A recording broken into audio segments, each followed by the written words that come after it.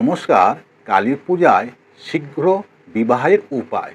ওই দিন রাত 11টা থেকে রাত 1টার মধ্যে কাজটি করতে হবে। যার বিবাহ হচ্ছে না সেই কাজটি করবে। ওম ক্লিং মহাকালী নাথবতী ভব মম স্বাহা।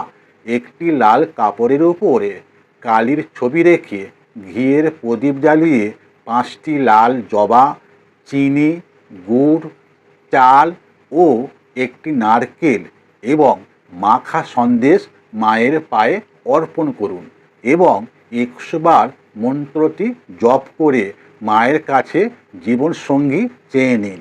পরের দিন কোনো ছোট্ট মেয়ের হাতে নারকেলটি ও মিষ্টিটি দিয়ে দেবেন।